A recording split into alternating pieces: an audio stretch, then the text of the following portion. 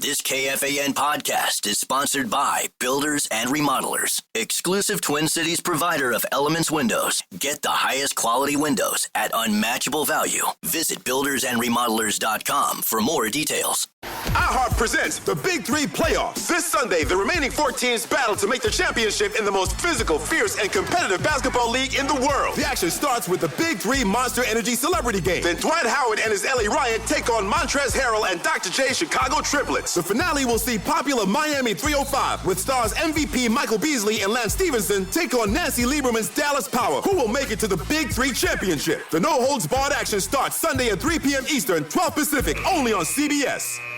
Yes, welcome the first ever Tennafitzgerald on location. Definitely got away from shore today as we're in Eagan for the Vikings and Patriots joint practices being held out here at Twin Cities Orthopedics Performance Center. Both teams already on the separate fields as we speak. The New England Patriots wearing their white. They're off to the left on your radio dial today. And the Minnesota Vikings wearing their purple off to the right on your radio dial. We'll be here noon to 3 today. Expect to be joined by Ron Johnson. He should be joining at some point soon here in the noon hour. And Mark Rosen coming a little early, a little bonus Rosen today. Typically 2 to 3 today. He's going to join us at 1:15. But joined right out of the gate by former Minnesota Golden Gopher basketball player, co-host on Wolves Fan Line.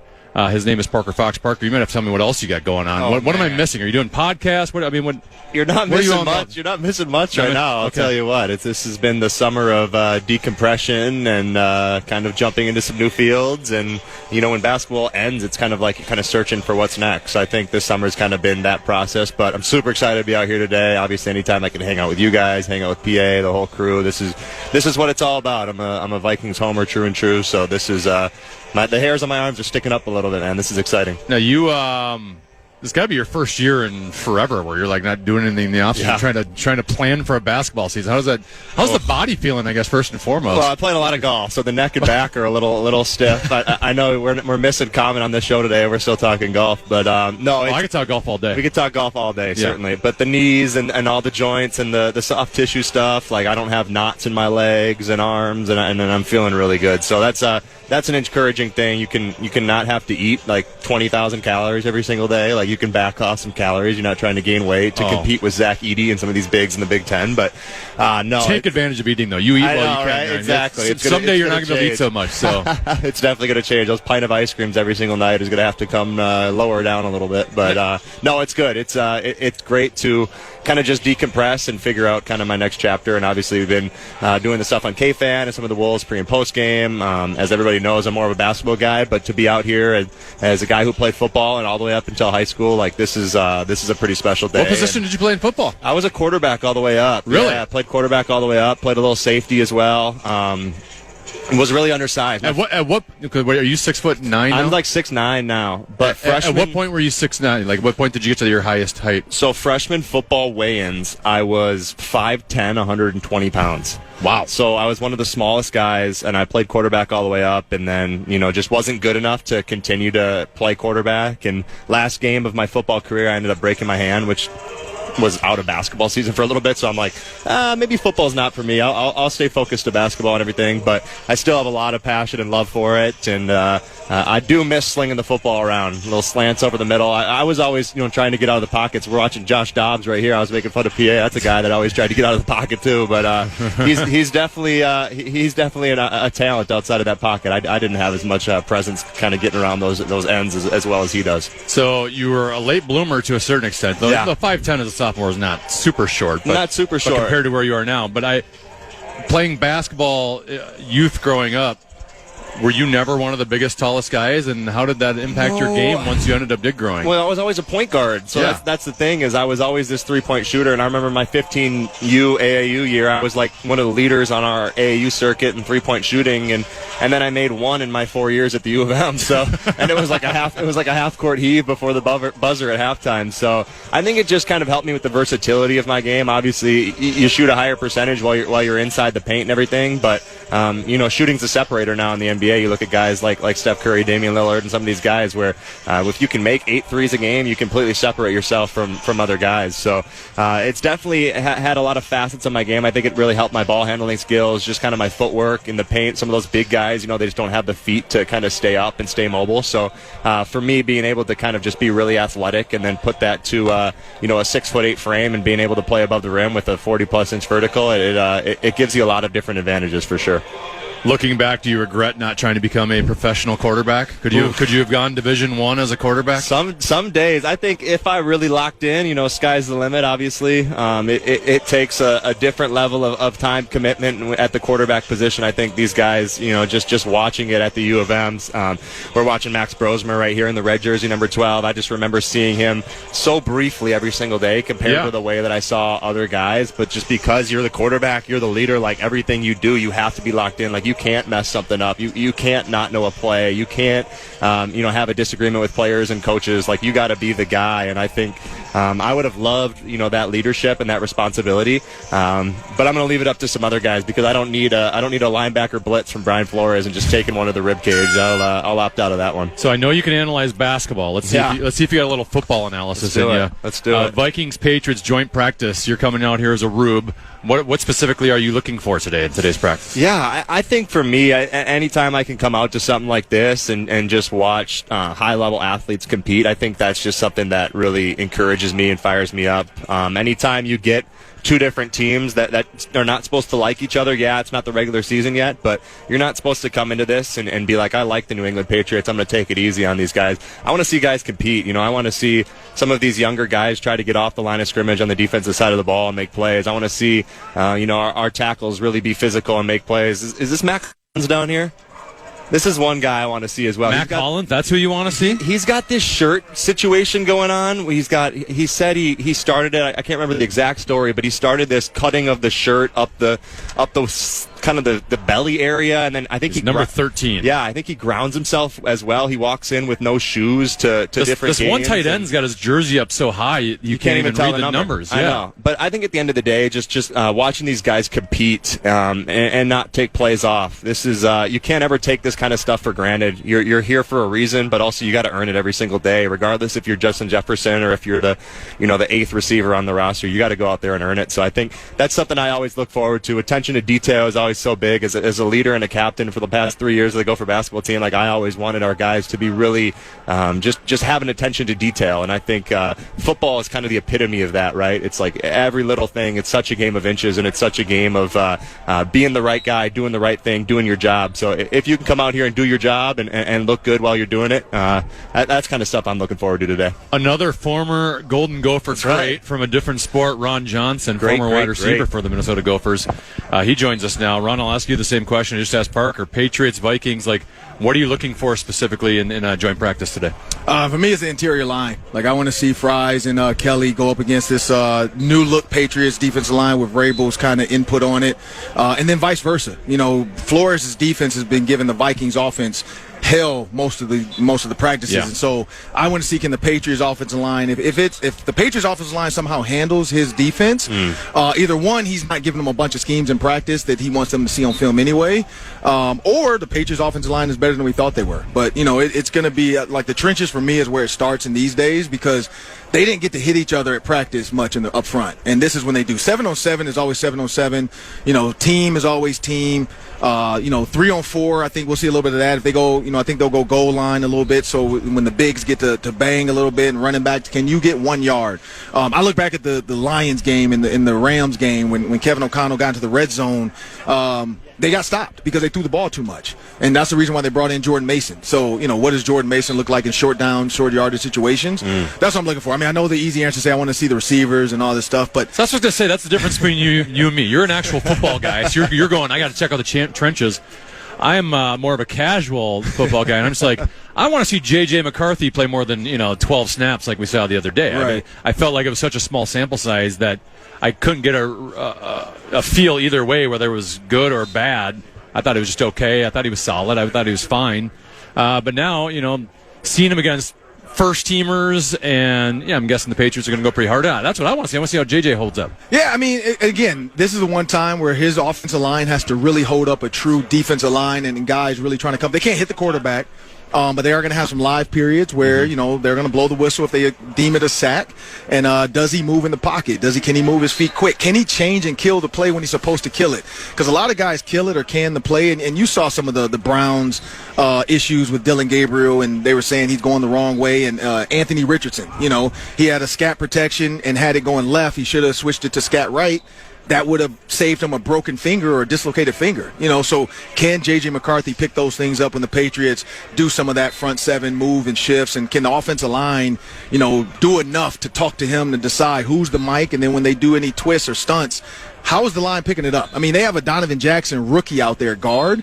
And I talked to Randy McDaniel last week, and he was like, man, offensive guard is one of the toughest positions to play in the NFL when it comes to the speed of the offensive line, because you're right next to the center, and the center can't help you right away. You got to think there, too. You got to think a little bit because you're helping the tackle. I mean, I don't know if you saw the Donovan Jackson highlights, quote-unquote, on Twitter.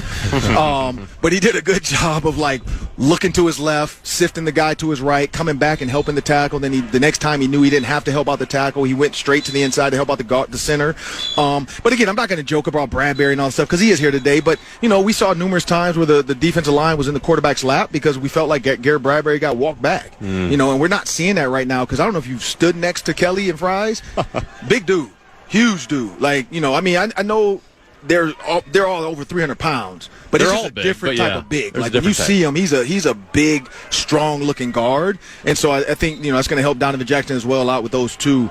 I'm looking forward to that and again, I don't want to see a fight, but I do want to see some guys really protecting their guys. If you push my running back after the play, if you throw my receiver down after he makes a catch. I want to see J.J. McCarthy get into it. He's a hockey guy. Yeah, of course. He said he's a hockey guy. He's going to do it, but Kevin O'Connell did lifting say the jersey up. Kevin O'Connell always says if you get into a fight, you're going to play more than you wanted to in the preseason. So I think a lot of these Vikings guys know, if I don't fight, I get to keep my shoulder pads off longer than I need to.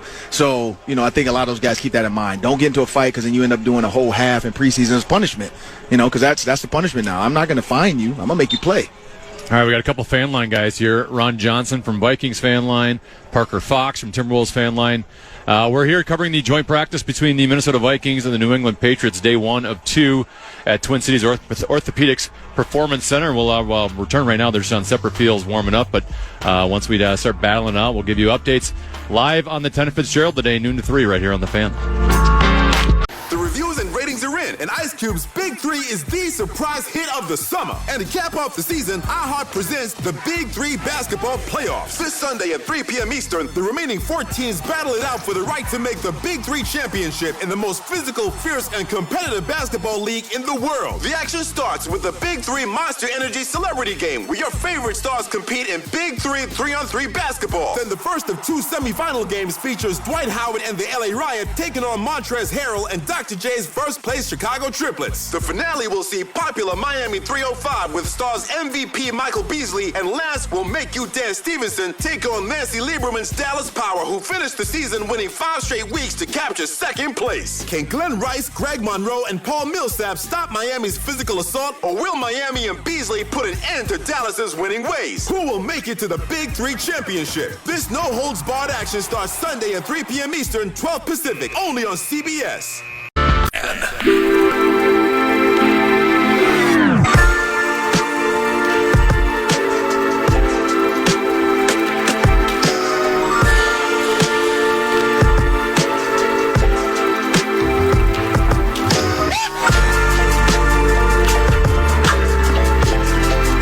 Vikings football is back. Come find our Mall of America street team each day at Vikings training camp to find out how you could win awesome prizes, including Mall of America mystery cards or tickets to an upcoming Vikings game. Get full details now, KFAN.com, keyword calendar.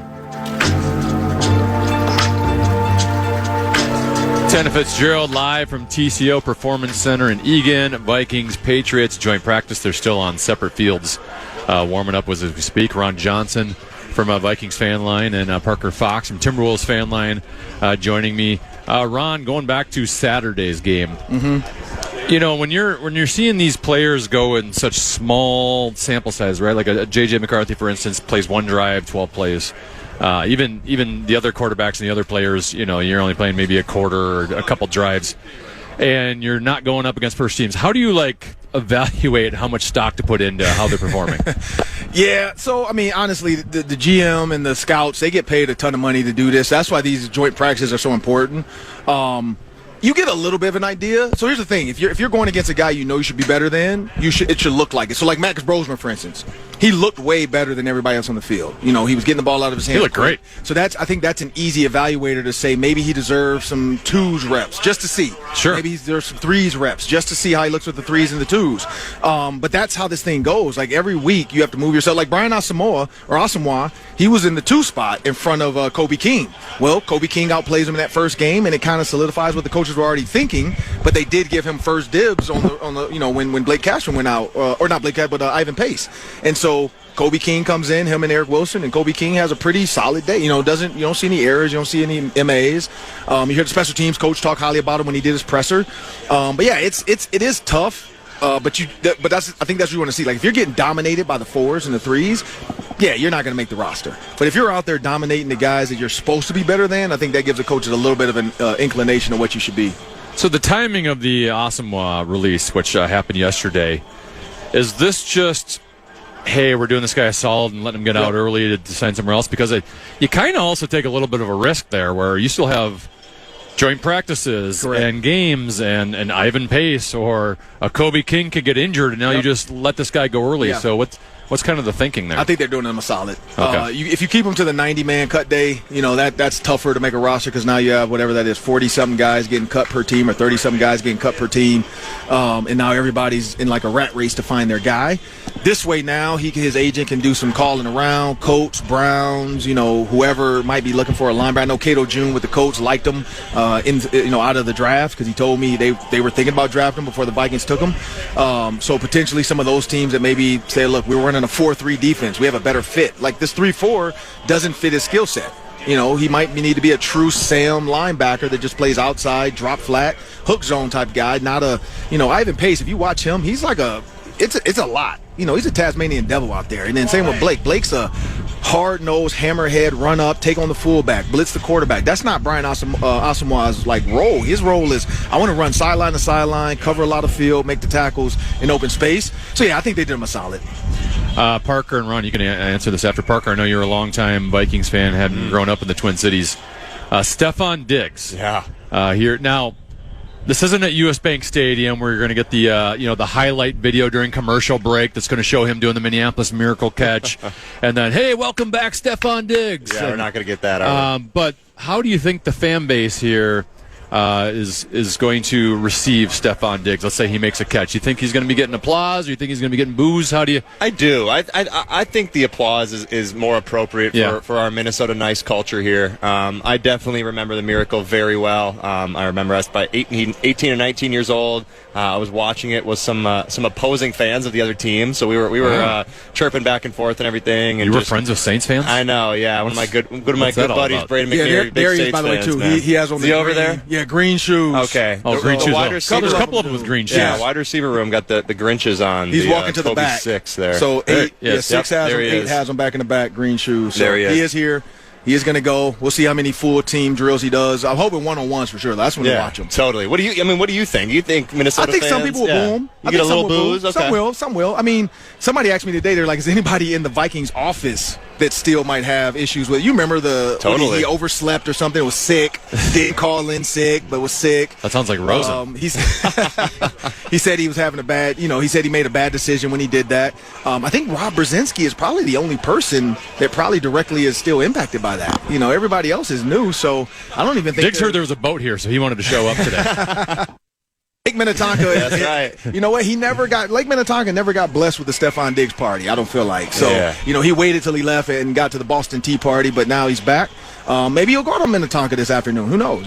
Parker, invite him out there. I'm sure Anthony Edwards will invite him out there. That'd be a good party, those two. Anthony Edwards and Stefon Diggs. Anthony, please stay away from Stefon Diggs. Chris Humphreys is out there every day. Chris has got about a 60-foot boat out there, man, creating waves. I'm sure he could. He's over in Wayzata at the Cove. Then he heads over to Maynard's. That's right. All right. How about from an on-the-field perspective? Because Stefon Diggs had a good run here. Yep. Goes to Buffalo, takes it to another level. It was one of probably top five receiver in football during his stretch there for a while. kind of runs his course in Buffalo, goes to Houston last year. Obviously, the injury and his age derailed the season a little bit. But even before the injury, he was getting volume of catches, but he wasn't getting the same, yards per catch that he once was earlier in his career. He wasn't making the big plays. He'd become more of a possession receiver. Right. At his age, where are you kind of evaluating Stephon Diggs and how much he can give to New England? Well, it's funny to say 31 is old, but in football, a lot of guys retire in their 30, 31. We look about all the guys that have done it at that age, but I think he can still get. So here's the thing: with a guy like Drake May, he has a young quarterback that he can kind of influence to get him the ball. Not bully, but influence to get him the ball. I think that's going to be the key. He has to know Stephon Diggs' personality is he needs the ball to be happy. Yes. Like he's a Keyshawn Johnson type of guy. Mm-hmm. And so you get him the ball, I think you'll keep him happy. I think that helps his production. That helps his willingness to want to be out there. At least Stephon doesn't have a lot of competition here for targets. Correct. And I think he can give them a lot because you're right, there's not a lot of other guys that they're relying on. So Diggs is the guy they're relying on to stay healthy, to be out there. And I think that's the main reason why he picked New England and why New England picked him, coming off an injury. They're still the ghost of Tom Brady. I don't know if they could resurrect that winning, Bill Belichick type of era. I know that's why Vrabel's back. But I think Diggs can give him a lot. I mean, again, at 31, I watched him work out a bunch recently because he posts all his workouts.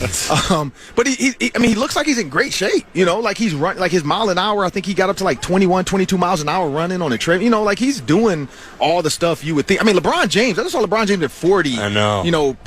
Cleaning and deadlifting. 315 pounds. So I do that as well. I just don't post it. I don't post it on social. So I just think modern technology, pills, supplements. I mean, Parker was a part of the Gophers' like newness. Yes. Food, nutritionists, sleep pods, everything. Like sleep studies and NIL money to feed you. It's just the technology is so. I just saw one of the players post. When they got here to Minnesota, they got this like knee thing. It's like a red light, and then they put this other their phone has a stim machine. Like we used to have to go into you didn't have to. I used to have to leave my house, go to the training room to get this. Yes. These guys all have their own digital stim machine. Parker was at the University of Minnesota long enough, but I think he did more of that stuff than you think he did. And the thing is there's no ice anymore, man. It's all red light. Yeah. It's all soft tissue stuff. It's these guys have everything that it takes to stay healthy and stay in shape. Ron, is it tough if you're Drake May to kind of be in that position to say, in the back of my head, I know I got to keep Stephon Diggs healthy? Is that something that he has to be conscious about? Is that tough on him? Yeah, don't Josh Dobbs me. Josh Dobbs absolutely killed Justin Jefferson last year on that throwback pass. You got to throw him on time. 2 years ago. 2 years ago. Yeah. You got to throw. Yeah, because Sam Darnold was last year. Yep. You got to throw him on time. You got to make sure you're not overdoing what he needs. Totally. But then also it's the conversations, quarterback receiver conversations, and you heard that with Kirk Cousins and Adam Thielen. I think that was why Diggs wanted to leave. Kirk Cousins and Thielen were friends. Yeah. They had a relationship. They had a connection. Well, it was also too. That was still Zimmer era, where Zimmer was more about running the ball and defense too. True. I think Diggs would have loved to play for KFC. Oh, he would have loved to play. He even said it. He said it. Kirk Cousins even said he wish he would have stayed. Everybody loves KFC. That's but right. I think for Diggs and Drake May, when you're 22, you live a different life than the 31-year-old. Now, Diggs is still a 20-something-year-old in his actions, so it's not the same as a Adam Thielen who's 3 kids in. Going home every night, CJ Ham. It's I don't want to play Call of Duty all night or Madden. I'm not up to 4 in the morning. I don't want to golf 60 rounds a year like some other people I know. Who golfs 60 rounds? I guess when you don't have kids, you just have a girlfriend, fiance. Hey, if you don't have kids, golf as much as you can now. It's gonna go away. Yeah, it ends, right? Doesn't it? Me and my wife dropped our kid off to a friend's house. Yeah. And we thought it was the best thing in the world. We went to. She was like, "Let's just go to dinner." Staycation. You know what I'm talking about. Tina knows. Our date nights now are, hey, let's get a babysitter while we go to teacher conferences for our kids, and then maybe we'll go get dinner after. That's our date nights. Yeah. But Drake May, he's what, 22. Stephon Diggs is 31, but Stephon Diggs is still in the know. He has his own clothing company, Liam or whatever it is. Mm-hmm. So he's still in the know of what the young guys want to do. So I think him and Drake May are more on the same page than him and Kirk Cousins were. But for Drake May, again, just don't mess it up. When you have to throw to Diggs, don't stare him down. When you know there's a play, you're supposed to do X, Y, Z. Don't do that. If you know you can just check to a quick toss, hot route to Diggs, do it. I think that's Tom Brady said when he got Randy Moss, that's the one thing he did. He knew I had to get the ball to Randy. And I think that's where Drake May has to treat, Stephon Diggs. So I think, they should do well. And this is going to be a great test, though, when you think about Byron Murphy, Nudie, and going to the Vikings DBs. It's a crowded room. Now, if you want to step up and show your coach I deserve to be on this team, totally. Go cover Diggs in one-on-one. Yeah. Show him I can cover the best receiver one-on-one. All right, first time at joint practices. We're starting to see some New England Patriots going on towards the Vikings field, so they're going to start actually working together. Up until this point, they've been on separate fields, working separately. Ron Johnson, Parker Fox. Ron, on the other side of the break, I do want to ask you about the Vikings wide receiver depth. Yep. Because they got an unfortunate injury there and some other stuff going on at the wide receivers position, and you tend to know a little something about wide receivers. So I'll ask you that, and I might also have you play blind rank on the other side of this break. Blind rank. Tennafitzgerald continuing to sail on live from TCO Performance Center in Eagan. The reviews and ratings are in, and Ice Cube's Big 3 is the surprise hit of the summer. And to cap off the season, iHeart presents the Big 3 Basketball Playoffs. This Sunday at 3 p.m. Eastern, the remaining 4 teams battle it out for the right to make the Big 3 championship in the most physical, fierce, and competitive basketball league in the world. The action starts with the Big 3 Monster Energy Celebrity Game, where your favorite stars compete in Big 3 3-on-3 basketball. Then the first of 2 semifinal games features Dwight Howard and the LA Riot taking on Montrezl Harrell and Dr. J's first-place Chicago triplets. The finale will see popular Miami 305 with stars MVP Michael Beasley, and last will Make You Dance Stevenson take on Nancy Lieberman's Dallas Power, who finished the season winning 5 straight weeks to capture second place. Can Glenn Rice, Greg Monroe, and Paul Millsap stop Miami's physical assault, or will Miami and Beasley put an end to Dallas's winning ways? Who will make it to the Big 3 championship? This no-holds-barred action starts Sunday at 3 p.m. Eastern, 12 Pacific, only on CBS.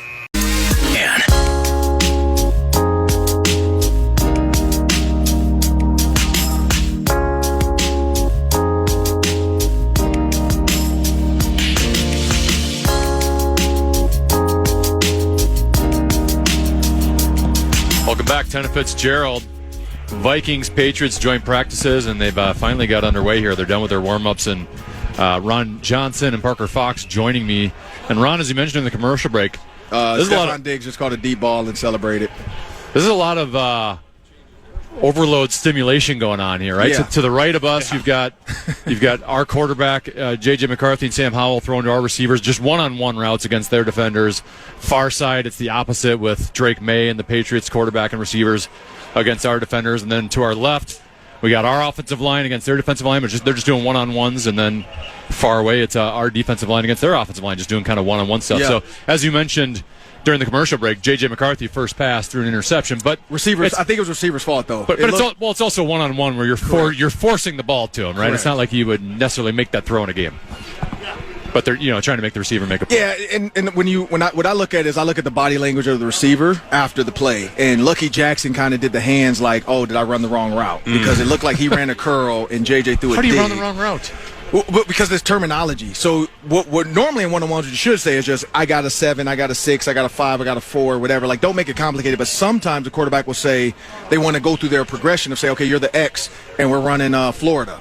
So if you don't know what you have in Florida, you could screw it up. That's why most receivers, especially young ones, our coach always told us, if you don't know, ask again. Like, hey, what do I have? What do I have? Like, just in case, because you don't want to have a bad rep on film, because now that's a bad rep on film. I mean, Parker knows that. Like, if your coach tells you, you got to step up and take the charge, and you olay the guy and let him dunk, he's going to look back like, man, you don't want it. You're going to hear about it in meetings, for sure. Exactly. That's and the so, truth. but I was watching that one Diggs, the deep ball, because we wondered like how would Diggs act. He ran like a stutter goal, beat him deep. I don't know which DB was covering him, but they must have a social media camera over there because he ran to the social media He'll find guy. it, right? He ran over to his Patriots guy in the corner and was mouthing off, doing something, probably saying I'm him and all, whatever. I'm back, I'm him, whatever. And the fans didn't cheer. It was just kind of like, oh, okay, Diggs. That wasn't you back in the day, man. You weren't telling everybody you're him, the whole deal. Him wasn't a thing in the 90s, 90s, early 2000s. This is the answer. I did it by my actions, right? Actions speak louder than him words. wasn't a thing. We didn't have that. We couldn't even celebrate them. Him in our day was spelled Hymn. It was just a church song. Exactly. Yeah, we didn't talk about that.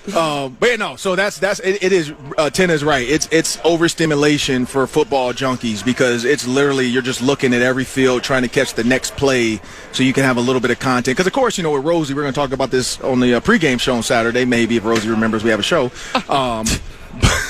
But, that's going to be the fun part is, like, this is the stuff. Because we're not going to see a lot of these guys play in the preseason anyway. No. Most of the starters, after 2 weeks of this, they're not going to go. None of the ones are going to play Saturday. So this is our time to see, like you said, you want to see J.J. McCarthy. So this is your time because now it looks like they're about to do another 7-on-7. So speaking of J.J., some of the stuff that popped up from Saturday's game was being inaccurate on a couple throws. And I just saw Jalen Naylor had an out where he basically broke the defender's ankles. The guy fell down, and McCarthy overthrew him on the sideline. A little juiced up. But, one thing I have noticed from JJ is, we hear about how he needs to work on his touch throws. I feel like his deep ball, when he has to kind of Russell Wilson loft it over a defender, I feel like he's pretty good at those throws. Yeah, I mean, he has good. And again, there's one right there. So the Jordan Addison, who had a ton of there. Yeah, a curl route, simple 707, double curl, flat. He knew right away. He looked off the safety to the right and came back. He knew the left was his throw. But him and Jordan Addison right now have a ton of connection going. So it's going to suck to not have him in that first 3 games. Yeah. Because it seems like right away him and Addison are clicking, and he's going to Addison. And maybe because JJ's hurt and Addison's in the Justin Jefferson role right now. But yeah, it's cool to see the connection early. But it's also like, man, we're not going to have him for 3 weeks. It's almost that same situation when you're just playing at the park. Him to Addison again. Look at it. Boom. Nice throw. You're just going there because you know he's going to run the route. You have that connection right now. It's like 4th grade pickup football. It's like, hey, this is the best player in the field. I'm going to go to him regardless of what happens here to start out the day. Like your young kids do. Madden 26. That's right. If you have one play that works, keep going after it. Exactly. I think I asked this to Pete Bursich the other day on the Tennafitzgerald. Jordan Addison. I feel like sometimes this guy was a first-round draft pick. And top draft pick. And I think it was a sophomore season. He was the best wide receiver in college football. Certainly. Where do you see his ceiling? Because I feel like sometimes maybe we fully can't get to that just because he's got Justin Jefferson on the other side who's going to be a target hound. But when you look at Jordan Addison, like where can he get to? Because he's looked pretty good so far in training camp today, preseason game the other day. If I'm the Patriots defensive coordinator, I'm like, somebody guard number 3. It's literally 3 straight passes have gone to Jordan Addison. So I don't know if that was on purpose or if that's just like where J.J. McCarthy's going. Because clearly, and again, he's in the Justin Jefferson role, so maybe those are Justin Jefferson routes for game day. But, I mean, he is killing the Patriots in 707 right now. Now, granted, there's no pass rush, so they're going to argue that. But J.J.'s getting the ball out of his hands quick. But, I'd say to your point, your question was Jordan Addison's ceiling. We don't know. You're right. We don't know. I mean, because look at this. Without Justin Jefferson, Jordan Addison looks like a Pro Bowler right now. Here we go again. Do they go to him again here, Ron? 4 for 4. Let's see. Right. If I'm the coordinator and I don't shotgun formation. 82 is that Silas Bolden. He goes out to the right. McCarthy scanning the field, and it's caught. I can't see the number from here. That's 82. That's Bolden, right? Somebody else there. Oh, no, that's not Bolden. That's Deshaun Jones. Deshaun Jones. Yeah, Deshaun Jones is fighting for that 5th spot. So if you think about, you talked about the receivers. I was going to ask you for the depth because Rondale Moore, he's out for the year. Jordan Addison missing the first 3 game suspension. I'd like to think Justin Jefferson will be good by week 1, but we haven't seen him in a uniform. And you get a lot of question marks there after you get past Jefferson, Addison, and Naylor. So Addison Tell me about will be these guys. on the exemption list, so he won't count towards the 53. But even if you throw him in there, you got Justin Jefferson, Jordan Addison, Jalen Naylor. I think Lucky Jackson has played himself in that 4 spot, and injury, Rondale Moore out. From there, Ty Felton has had a good camp so far, but he's young. He's not doing everything. But he'll make the team just because he was drafted. Again, he's not doing everything that's been required of him yet. But again, it's tough in this offense. Might need him as a punt returner now too. Potentially, yeah. And then when you think about Deshaun Jackson and Thayer Thomas, Tim Jones, Silas Bolden, I think those 4 are all fighting now for that 5th spot until Jordan Addison comes back. But Miles Price a name in there at all? Miles Price, he had a good game as well. He caught one from Rosemary the other day. Maryland Big Ten guy, he had a good game. So Miles Price is in there as well. Like I think it's the good thing is if I'm a receiver behind those 4, it's wide open to be that 5 spot. Not a Rondale Moore. I think Rondale Moore was a quote unquote 5 because he's going to be the punt kick returner.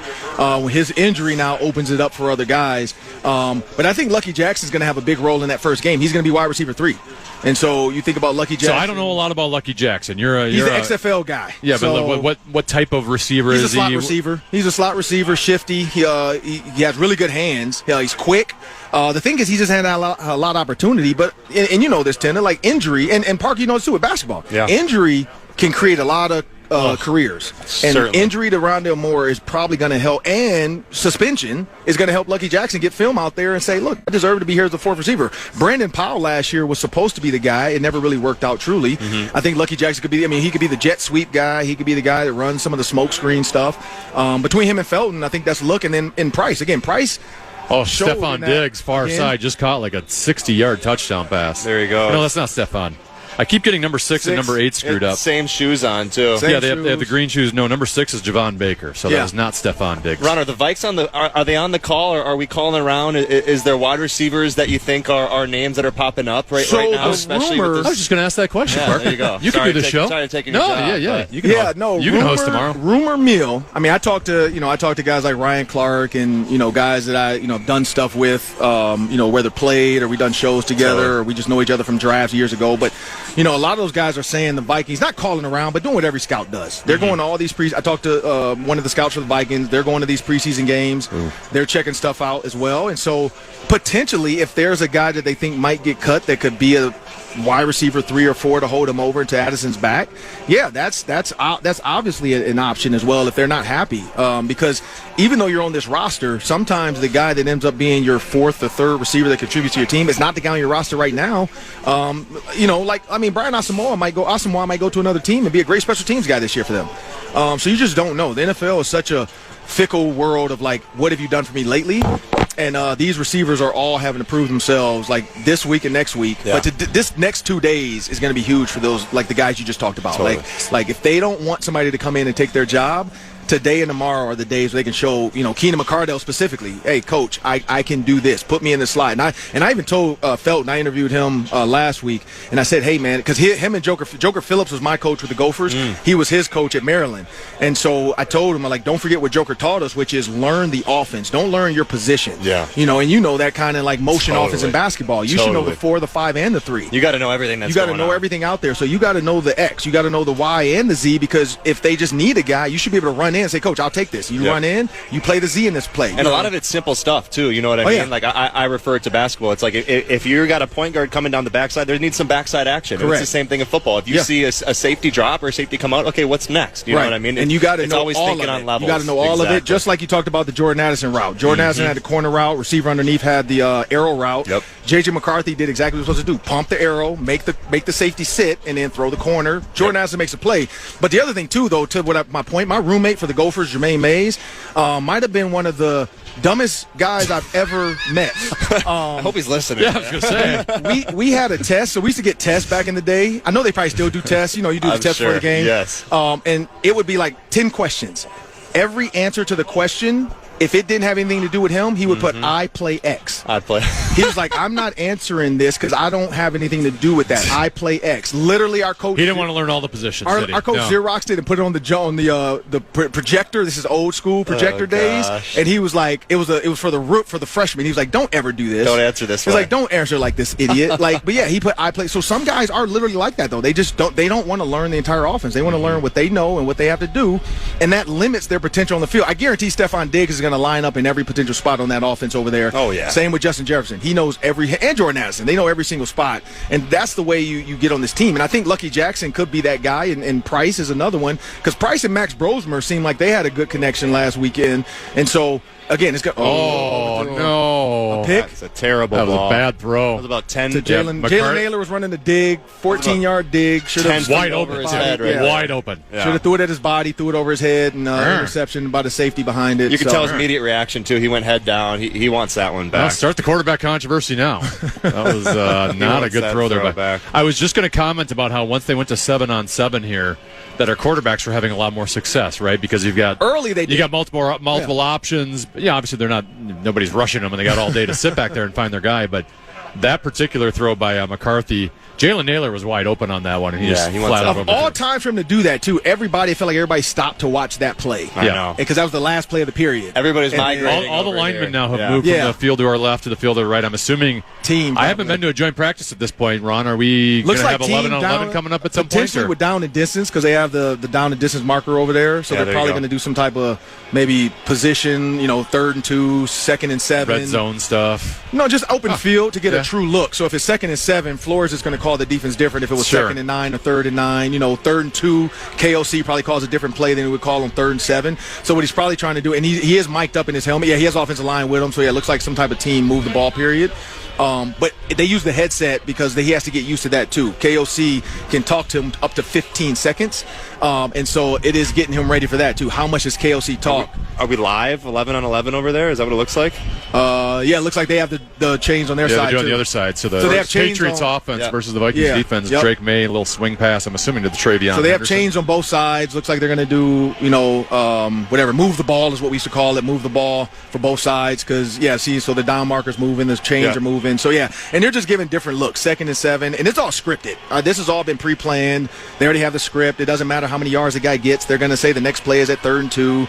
And that's why you see the ball boys. Shout out to Terrell Turtle. I saw his catch the other day. He runs around all here, but that's his job is to make sure the ball is spotted where it should be spotted every time he has a script. Because it's nothing worse than you're the guy that's supposed to spot the ball and you're in the wrong spot and the coach yells. Now, KLC's not that guy, but I guarantee Flores, there's some guys. Flores would be like, what are you doing? It's supposed to be 3rd and 4. But Terrell, there he is. Look at him. He's running out there. He's getting all the stuff set. And, the Vikings are about to go team. You got J.J. McCarthy. You got the start offensive line. You got T.J. Hawkinson, Jordan Addison, Jalen Naylor. So here we go. Josh Oliver. So we're going to get a full look at this defensive line versus the Vikings' new look offensive line. And J.J. McCarthy under center with these receivers. It'd be nice to have Justin Jefferson out here, but, it is what it is.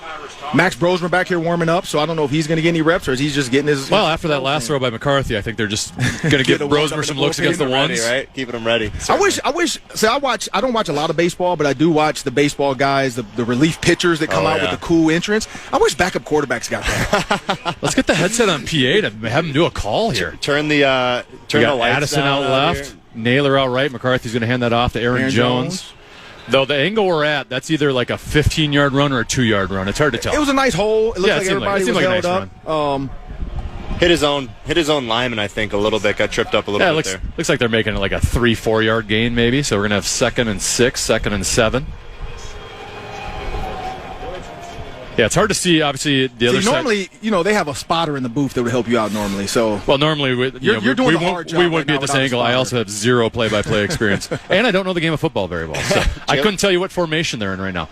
Jalen Naylor out wide. Yeah, pitch out right to Aaron Jones, a little bit of a hole on the right side. Oh, yeah. Of course, they don't fully tackle him, so it's hard to know. Correct. His first contact was maybe, 3 yards downfield. Yeah, it's thud. He bumps off him and then keeps running. Offensive line and defensive line are live. Running backs are thud. Do not take my running back to the ground. Yeah. That's when fights are going to happen. If somebody gets thrown to the ground, then there will be some brouhaha.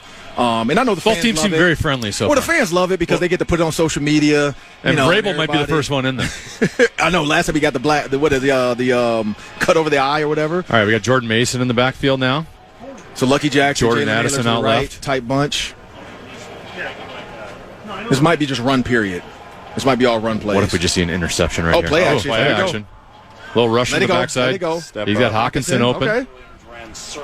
Kind of an awkward throw and catch a little bit there. A little high. And Hawkinson had to turn around instead of throwing it to him. Yeah, JJ's lifted it a little bit right now. Yeah, I mean, so the thing is, he's a little juiced up. Yeah. This is the first joint practice for him because he was hurt last year. First joint practice. You got all the fans. You got the Patriots in the building. Oh, yeah, he got hurt before the joint practice last year. So it's just getting the mindset right of what you need to accomplish. My guess is tomorrow. I'm not saying we're throwing the day away, but tomorrow he's going to look way better. Yeah. But it was a little high. I mean, you don't want to expose the ribs of your tight end across the middle. Got another opportunity right here. Put in the body. That's right. All right, we got Short motion by Thayer Thomas. Handoff. Aaron Jones. That's Jordan Mason. Was that Jordan Mason? But all three, four run plays there, Vikings offensive line really, they are handling them. Really, yeah, they're doing all right. So here's the thing: you can tell if a run is busted, totally, if the running back gets grabbed right away by a defensive lineman. Yeah. Even like an arm.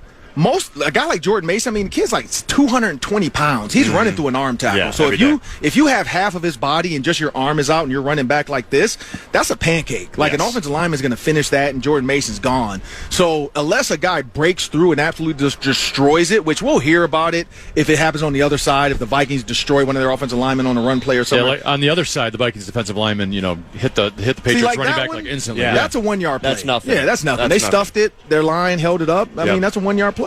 Now, so it looks like backups coming in. Work on punting, I think.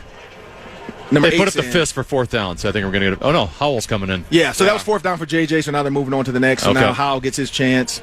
I wonder if Rippin or Brosmer will go. That'll be some good intel. It's got to be Brosmer, doesn't if it? If Brosmer goes in with the threes and not Rippin. It looks like it's Brosmer, just the conversations he's having with some sort of personnel right here. He was very impressive He was. in that He game on was. Saturday. He It wasn't was. just like a solid performance against the backups. Like, you could just tell the throws he was making, the quick release. Yeah. All right, let's take a look at Sam Howell, huh? Under center. 4,000 is he yard changing the passer, play? that's previous light. Yeah, he can. Little head tap. Canned to an outside run left. And all that is just a box count. So when he gets to the line, if he has a pass play, can to, 46 counter, he'll come up and count. If he can count 3 blockers and 2 defensive linemen, he's going to run it to the left. If he can count the other way, he'll run it to the right. If the pass is favorable, meaning the coverage looks like what he wants, he'll just run the play. And that's all it is. When people always say, like, what is the can or the kill? It's just the front doesn't fit what the play call was, so you got to get out of it. Again, I go back to Anthony Richardson. For those that are not big on it and you watch the Anthony Richardson Colts blow-up play, he should have killed that play. That should have been a run play because the front did not match what that pass was, and he just didn't know it.